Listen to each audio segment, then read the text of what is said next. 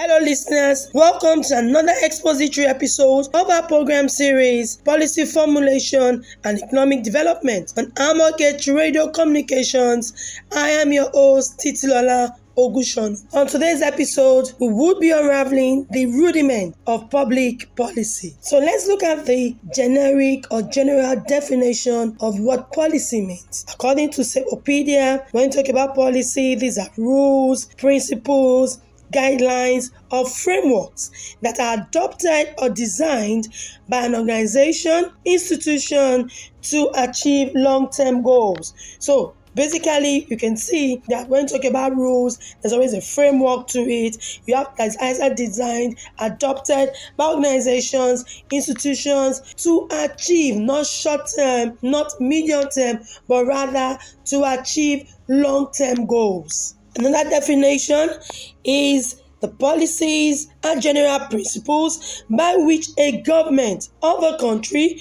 of a nation, is guided in its management of public affairs or the legislative in its measures. So these are guidelines through which government will manage the affairs of the public, of its citizens. Anything that's got to do with the welfare of the citizens, you are referring to those policies, the ways by which government would manage the affairs of its citizens. I also like this definition that policy is a deliberate system of guidelines to guide decisions and rational outcome.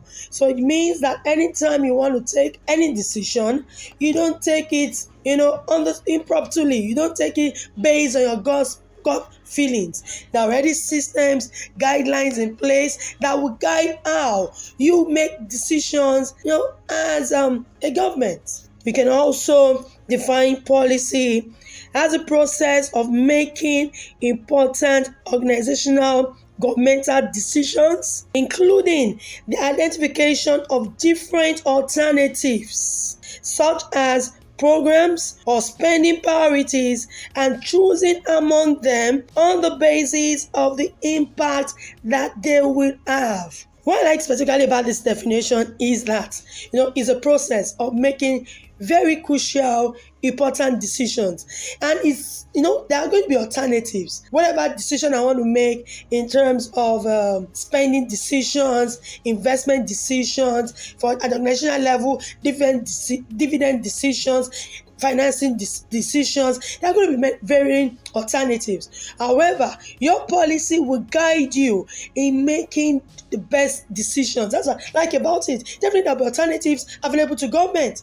You want to cut down on your budget deficit, for instance, there will be alternative. Do we tax our citizens? Do we want to reduce government spending, reduce our programs? But all of these, there will be alternatives. But your policy, you guide you towards making the right decisions, and the basis of choosing will be based on the impact that they will have. Whatever decision you make as government, whatever decision you make, as a leadership position, you are going to look at the kind of impact it will have on your people. Which of these alternatives will have the best, most long-lasting impact on my people?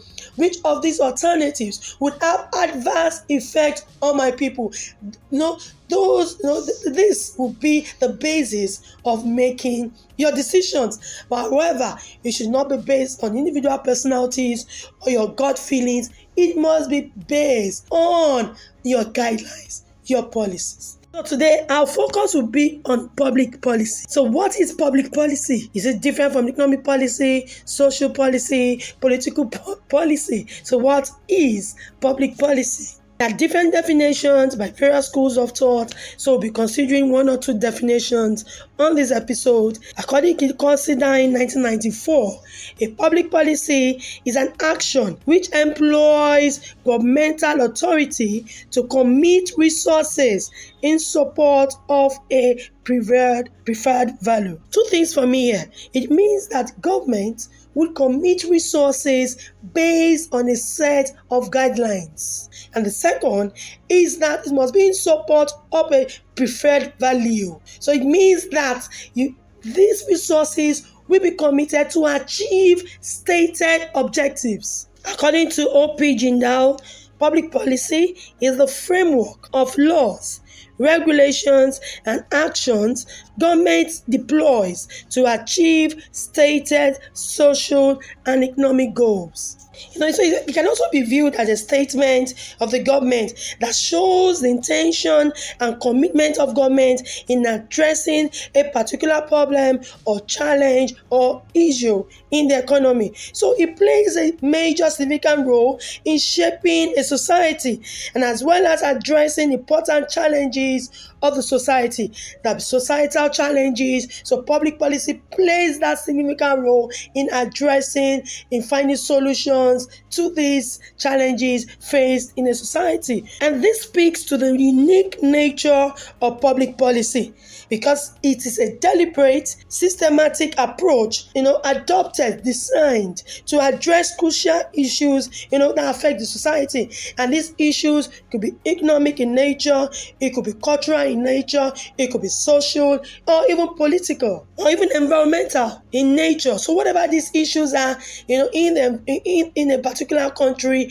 in a particular nation, public policy plays a major role in addressing, in tackling these issues. And remember, we are talking about economic development. So life sustenance, if there's any issue militating, challenging, in an economy that is not allowing citizens to live life comfortably, allowing them have access to good health, allowing them have access to literacy, education. So these economic issues that public policy would help to address, or if it's an issue of not having self-esteem, issue of self-esteem. So you look at government policies, this public policy that would help to address this issue, or even environmental hazard, climate change issues. Public policy, plays a major role in addressing all of this. I love Thomas Dye's definition of public policy, which states that is whatever a government chooses to do or not to do. That is public policy. So the deliberate action of government is a policy, or what you choose not to do, is a policy. So in other words, it set boundaries for government. These are areas that we're not going to. These are no-go areas for us. These are issues that we're not even concern ourselves with. So it set boundaries.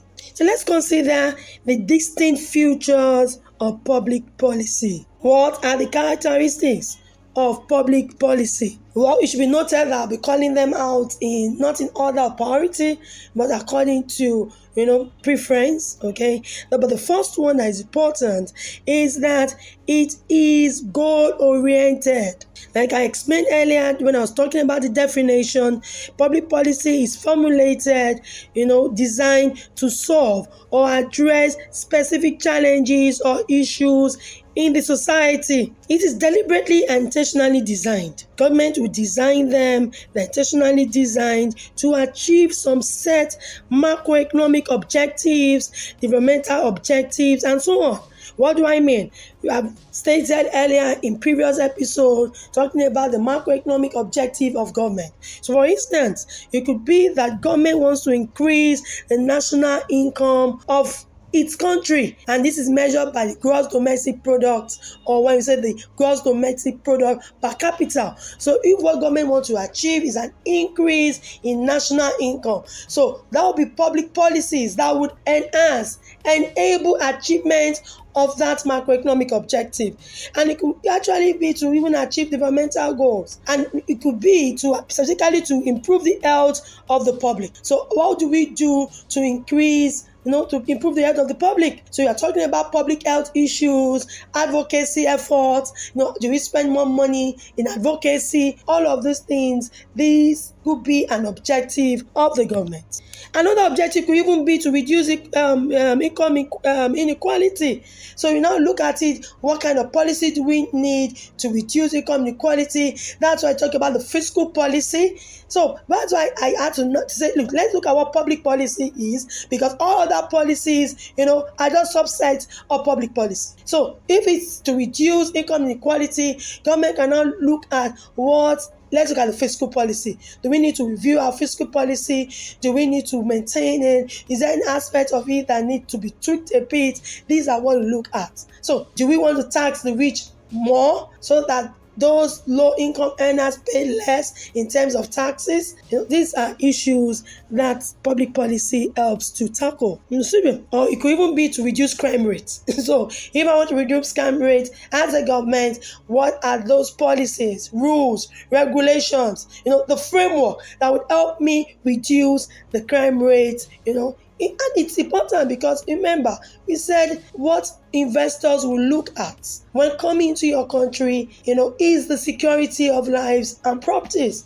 So if crime rate is high, investors are not likely to come into your country. So when they don't come here, it means you are going to not have access to their capital, you're not going to have access to their technical know-how, and this speaks to the level of development that your economy can grow into or can have. So it should be noted that the main reason for formulating any government public policy or policies is to improve the welfare of citizens in the country.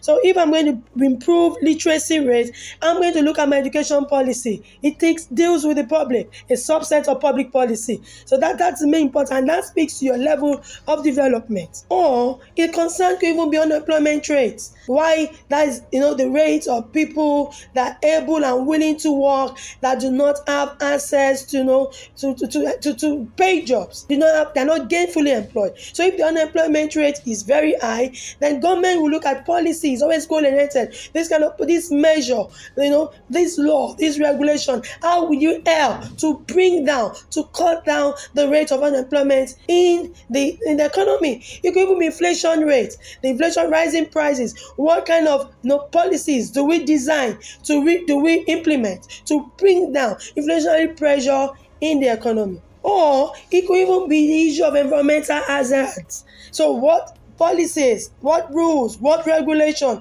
what's that framework that will be designed to bring down, to cut down on the adverse effect that environmental hazard would have? And that we talk about air pollution, it could be water pollution. You look at all of these and bring up policies that would help to reduce it drastically in the environment. Or it could even be issues of climate change. So what policies would help to mitigate the effect of climate change in an environment? If you're just joining us, thank you for tuning in. We are discussing the rudiments of public policy, and right now we discuss the fourth distinct feature of public policy, which is said that it is goal-oriented. So let's move on to the second distinct feature of public policy, and that is it is strategic in nature. It is strategic in nature because it is long-term oriented. It has long-term focus and expectedly impact. Now, am I saying that not be phases, though it is long-term in nature, there will be immediate gains, the small wins, the short, it will be implemented in different phases sometimes, but the impact itself would have long-term, impact, not short-term. So because the impact is long-term in nature, more often than not, in implementing these policies, it's going to take time. It's going to require huge investment in terms of resources, capital, material, even labor, technical know-how. So these are things. So it's long-term. So because it's like that, a lot goes into the planning stage. So before policymakers will come up with any policy, they need to forecast potential effects or implications of those policies before even formulating them, let alone implementing them. So it's long-term in nature. There are a lot that goes, a lot of brainstorming, a lot of, it should be data-driven. It should be data-driven, a lot of data collection, analysis, forecasting, before you even formulate those policies. So for instance, before you can increase for the MPR, the monetary policy rate, for instance, an upward increase is expected that policymakers, those in charge, would have looked at it, that what would be the impact of a 5% increase in our MPR? How will that affect investment? How will that affect, business expansion? How will that affect the level of unemployment in the environment? How will that even affect the level of revenue, our GDP? So, you are going to be looking at the potential impact of that policy before even formulating it, let alone implementing it. So, you're already forecasting. Now, in fact, at that stage, it's strategic because we are going to even look at the potential, challenges or bottlenecks that you could encounter in terms of implementing. Is there going to be any resistance from any group? Which of these groups will be most affected? Do we need to hold town hall meeting? Do we need to, use the media? Do we need to deploy, proper communication channels? These are things that will go into the planning stage. That's why we said it is strategic. It doesn't come up out of the blue to implement any guideline, any policy like that. You would have looked at it strategically, look at what the potential benefits are. How do we even communicate these potential benefits to those the source segment, to those people that will be badly affected by this policy we are going to implement? So a lot goes into that stage. Otherwise, when you do not put all of these considerations on the table, when you do not consider how to implement the long-lasting impacts, how do you mitigate this, if we do not plan it strategically, the policy will not achieve its stated goal. That's why I said the first one is, I know that it's goal-oriented, because whatever policy that is designed or implemented is to achieve a particular purpose. And it's strategic because you have to do it strategically. So what are those channels? Who are those that will be affected? What measures we need to, what are the most effective tools to implement this policy? Like I said, if it's to reduce income inequality, for instance, which of these tools, government tools, instruments, will be best at doing this? So okay, do we use fiscal policy? Okay, do we use tax policy, tax rate? Do we tax the rich higher? Do we reduce tax for the low income earners? Or do you want to reduce government expenditure? Do you want to increase government? These are things, so the tools, the channels, the impact has to be planned at this stage. So there are no surprises along the line when you are implementing these policies. Another distinct feature of public policy is that it reflects concerns of the government. Public policies usually reflect the actions, the activities of all government officials. It reflects where the main concerns are. So if there's a policy that speaks to enhancing, increasing literacy rates, it means that education is top priority for government. Is a policy that speaks to class flaring, other pollutions in the economy. It shows that environmental issues is also top priority of the government. So public policy will show you the concerns, the interests of the government. Oh yes, definitely there'll be many issues, running concurrently, fighting for attention at the same time. So government might not be able to do everything at the same time simultaneously. So what the policy will speak to the priority or the top priorities of the government. I love this future of public policy because it's even the basis of it all. It is public interest driven.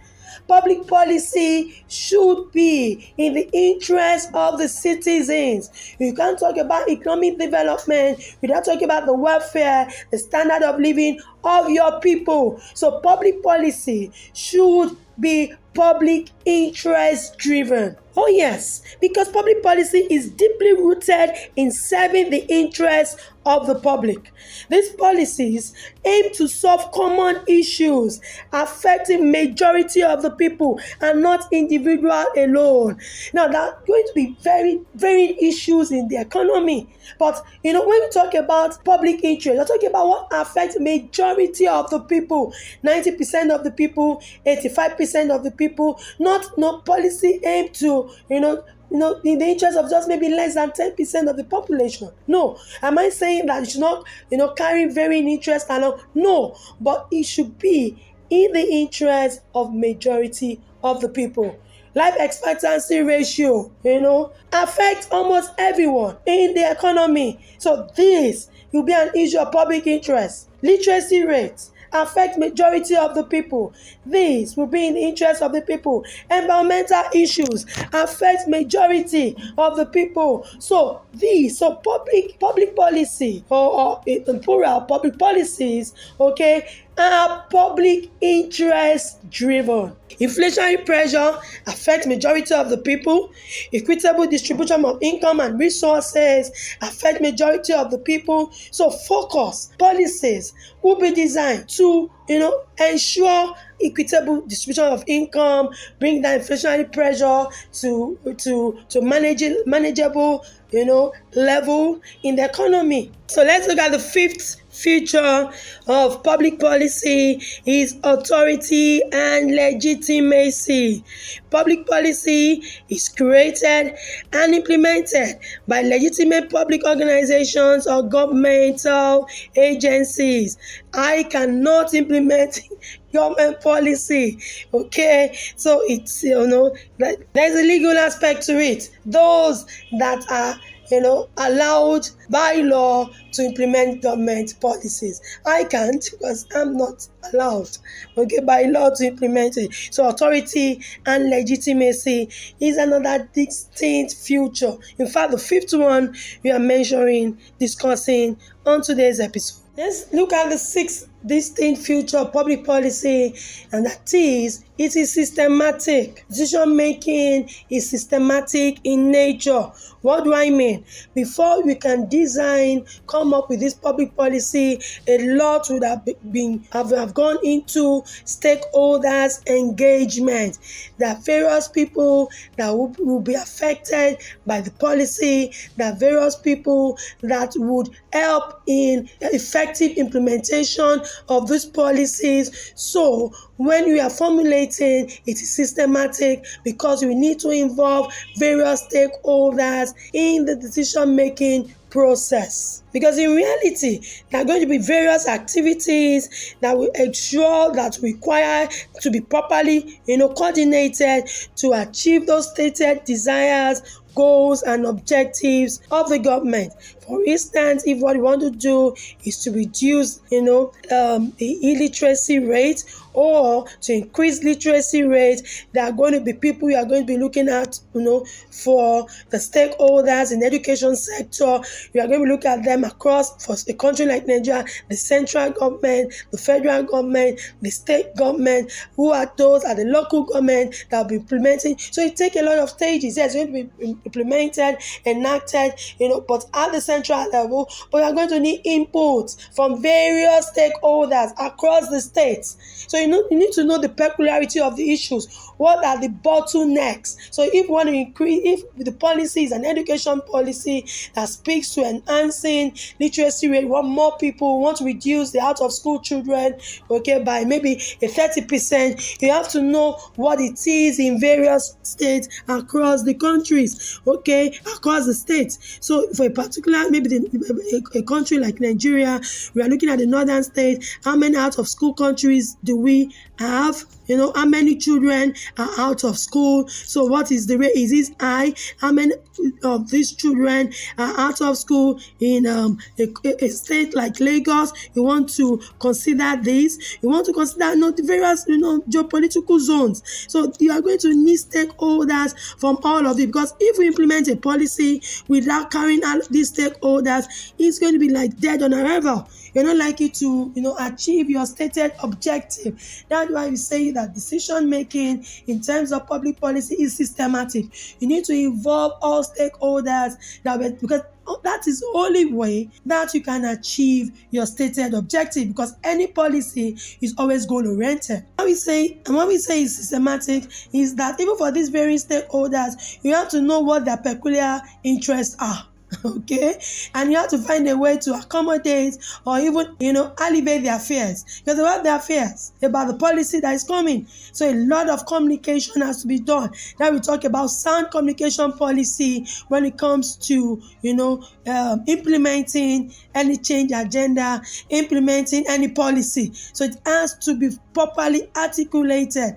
How do we want to communicate this? You have to even know what I call the wifing principle. What is is in it for them. Why do they buy into this policy? Why should they, why should they put in their best to ensure that this policy, achieve its stated goals? So you need to articulate it, but that's why I said it's systematic in nature. Once you go through it and get various stakeholders, get their buy-in, and lay their fears, then you can talk about achieving the stated objective of that policy. The last distinct feature of public policy that we'll be discussing on this episode is that public policy should be dynamic and adaptive. Public policy cannot be static. The global economy is revolving. Nothing is static. What the business environment that we had 3 decades ago is not the same that we have right now. The level of technology, infrastructure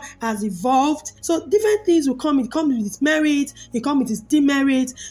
2 decades ago, I don't think we had the rate of cybercrime that we have right now. So public policy cannot be static. If the business environment is not static, if the investment environment is not static, if the level of technological infrastructure is not static, if it's evolving, so definitely public policy cannot be static. It should be evolving because it needs to respond or adapt to changes in the society. If I now even say that, go ahead of the game, but be proactive enough to review your existing policies, to articulate, to envisage, to forecast, to predict changes that could happen globally, and start checking your public policy if they are ready and flexible enough, to take advantage of the changes that will be coming, in the business climate. Yes, because societal needs are changing, circumstances are changing, the emerging challenges, like I mentioned, cybercrime, did we have that 2 decades ago in our climate? No. Or did we have it this way with this intensity? No. Okay, we have more awareness about the social media handles. I remember 2 decades ago, 3 decades ago, you wouldn't have MDs or banks, multinationals or big corporations, going to any social handle to communicate. But realize that for the younger generation, the social media handles have become very powerful communication channel. So there are policies, your policies should be evolving. You can't afford that it should be static. So policy makers, the onus lies on them to regularly reassess existing policies to determine their relevance. You need to find out your policies, are they still relevant, or will they still be relevant? Okay, now when you reassess them, it becomes the baseline for you to find out or determine, do you need to review this policy? Do we need to formulate new policies, or do we need to tweak or take out some elements of this policy? Do we need to review and add, an addendum to this existing policy? But that comes from you, from the standpoint of policymakers, understanding that public policies cannot be static. They have to be dynamic. They have to be flexible. Okay, and they have to be adaptive. I wouldn't say that you need to stay ahead of the game. You need to keep assessing potential challenges, emerging threats that you need to guide against, and how you can guide against it. One leverage that you have as government is your public policy. It's enough. It's a framework that should be robust enough to accommodate changing trends, if at in terms of even changing needs of the society. Okay, that is it for today. Remember the features of public policy. It must be goal-oriented. We said that it must be systematic. It must reflect the concerns of the government. It must be public interest driven. It's about the majority of your people. It must, has an element of authority and legitimacy. I cannot implement public policies, and it is dynamic and adaptive. Also, remember, we said that public policy is strategic in nature. It has long-term impact and long-lasting effects in the society on a particular nation. A big thank you to everyone for staying tuned to the end of today's episode. If you have any questions, comments, feedback for us, can you send a mail to contact@thearmorgate.org. Remember, for your consulting needs, training needs, communication needs, we have you covered at Armorgate. We are right here to help you solve all of those needs. To know more about us, kindly check us on our social media handles on Facebook Amorgate, Instagram Amorgate, LinkedIn Amorgate, and you can also check us up on our YouTube pages. We're going to have previous recordings that you find interesting, insightful, expository on our YouTube pages. We have programs that run Monday to Fridays, same time 5 p.m. WAT. Monday, Tuesday, Wednesday, Thursday, Friday programs are very interesting, insightful episodes that you will learn from daily. Well, before I go, I want to drop the words of Elizabeth Dole with us, which says, the best public policy is made when you are listening to people who are going to be impacted. So public policy, like I said, is public interest driven, is all about the people. That is the only way that we can achieve economic development in any nation. Okay, thank you so much once again. Hope you join me same time 5 p.m. WAT next Friday. And remain Titulala Ogunsona saying bye from here.